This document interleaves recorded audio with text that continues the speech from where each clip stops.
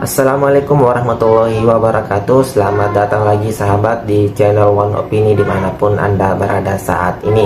Pada video kali ini kita akan mengulas dari salah satu pengacara tim kubu Hasto yang juga merupakan ex atau mantan jubir KPK pada waktu itu, yaitu Mas Febri. Mas Febri hari ini sudah sah menjadi atau tergabung dalam barisan pengacara tim kubu Hasto yang akan selalu membela Hasto baik itu di sidang maupun di luar di depan publik sahabat-sahabat. Tentu ini menjadi barang bukti bahwa KPK pada waktu itu dikendalikan atau dipegang oleh Mak Banteng atau Partai Merah sahabat-sahabat. Padahal kita tahu Mas Febri ini adalah seorang aktivis anti korupsi, dan juga Novel Baswedan ikut mengomentari Mas Febri bergabung di barisan tim kubu Hasto yang mengatakan bahwa kebangetan. Wah, bagaimana videonya sahabat-sahabat? Kita lihat dan dengarkan berikut ini. Pak Jokowi gimana tanggapannya terkait dengan pemecatan dari PDI kemarin? PDI udah resmi memecat Pak Jokowi, Mas Gibran sama Mas Bobi. Ya enggak apa. Artinya saya menghormati itu, dan saya tidak dalam posisi untuk membela atau memberikan penilaian ya, karena keputusan itu sudah terjadi. Nanti waktu yang akan mengujinya, ya. Saya rasa itu aja. Mungkin banyak pertanyaan ya dari teman-teman, kenapa kemudian katakanlah Bang Todung adalah tokoh anti korupsi kemudian menangani kasus korupsi, karena melihat begitu banyak persoalan dari aspek hukum dalam proses penanganan perkara ini dan juga dari substansinya. Kalau terkait kami masuk kemudian pada tim hukum untuk proses persidangan perkara pokok ini, tentu sebelumnya sudah ada diskusi ya, dan kami mempelajari terlebih dahulu. Jadi kami pelajari ada 2 putusan pengadilan yang sudah berkekuatan hukum tetap, karena putusan pengadilan itulah yang menjadi pegangan paling kuat. Seharusnya bagi semua pihak itu jadi pegangan paling kuat. Dan di putusan pengadilan yang berkekuatan hukum tetap untuk 3 orang terdakwa tersebut, sebenarnya sangat jelas. Tidak ada peran Pak Hasto Kristianto yang kemudian bisa membuat Pak Hasto dijerat sebagai pemberi suap. Dan seluruh sumber dana yang diberikan pada Wahyu Setiawan menurut putusan tersebut, fakta hukum yang sudah diuji di persidangan tersebut itu bersumber dari Harun Masiku. Jadi bisa dibayangkan kalau kemudian tiba-tiba di perkara ini berubah dan ada tersangka baru dan nanti ada perubahan lagi misalnya di proses persidangan, lalu bagaimana dengan fakta sidang yang sudah ada sebelumnya? Kaget ya Pak ya? Dulu pemberantas koruptor, sekarang pembela koruptor. Menurutku ya guys, mau dari kalangan manapun dan mau seberapa banyak pengacara yang akan menjadi kuasa hukumnya Hasto, itu akan jadi percuma apabila tidak pernah membantah apa yang dituduhkan KPK. Hasto ini kan dituduh terlibat di dalam kasus Harun Masiku, baik penyuapannya maupun pelariannya. Coba kalian ingat-ingat, dari kasus ini mencuat, apakah tim kuasa hukumnya Hasto, pihaknya Hasto itu pernah membantah bahwa Hasto ini tidak terlibat loh, buktinya ini gitu. Nggak pernah. Mereka nggak pernah membantah berdasarkan bukti yang mereka punya.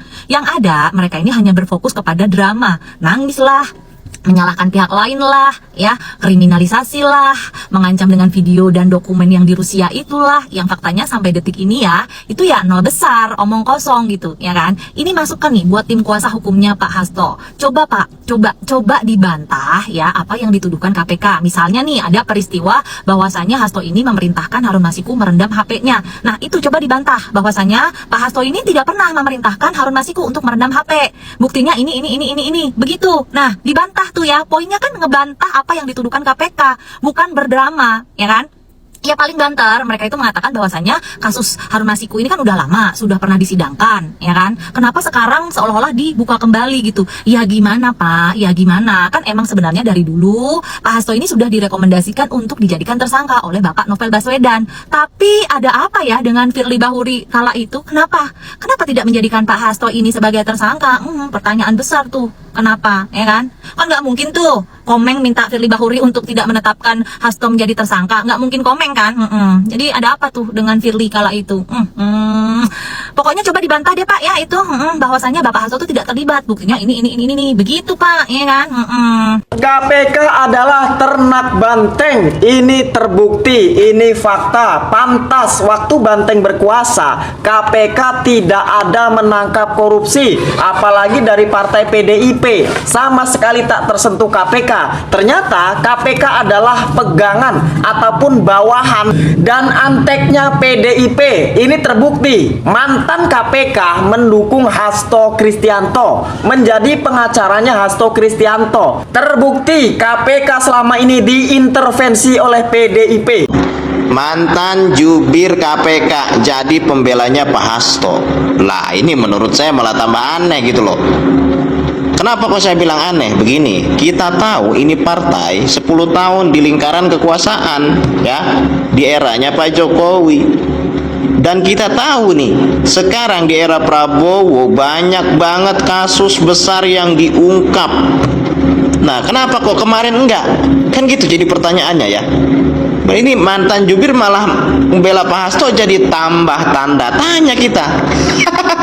Ya, kenapa kok di era Prabowo hari ini banyak sekali kasus-kasus besar yang diungkap, bukan hanya ratusan miliar, tapi udah triliunan, kuadriliun lagi, ya. Nah ini jadi tambah aneh loh. Dia masuk ke lingkaran itu, masyarakat pasti banyak bertanya-tanya.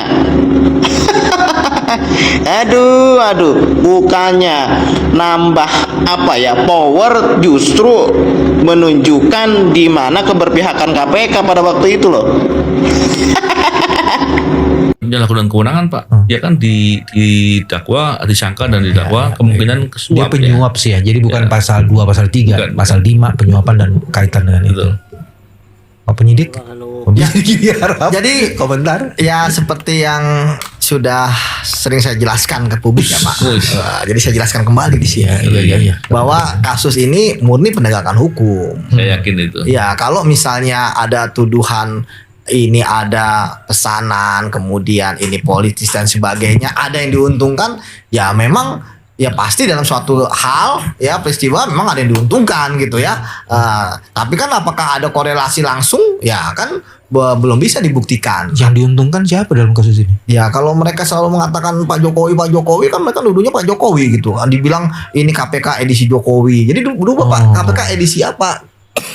Gaban, Sariban, atau Megaloman kan? Oh ini dianggap dituduhnya KPK edisi Jokowi. Edisi Jokowi. Jadi ini atas kepentingan Jokowi. Iya, bahkan kan ada video Hasto yang kemarin viral ya. Apa tuh isinya?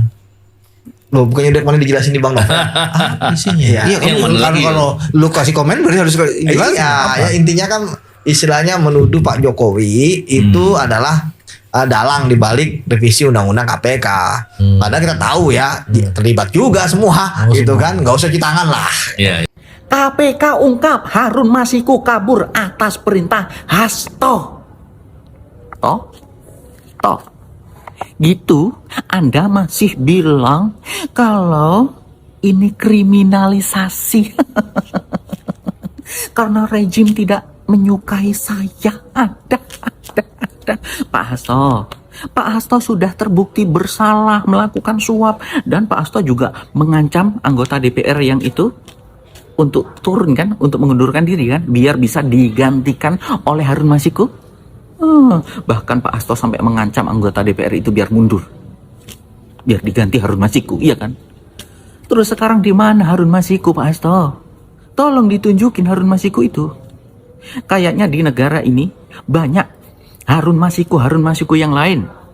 Maksudnya PAW anggota DPR ini kayaknya banyak yang mundur karena memang ditekan oleh partainya, digantikan oleh yang mau ngasih uangnya. Sekarang gimana Pak Hasto? Mau membela diri apa lagi? Hah? Mau membela diri bahwasannya rezim ini benci sama Pak Hasto atau partai Pak Hasto? Enggak lagi lah yo. Masyarakat Indonesia sudah pinter.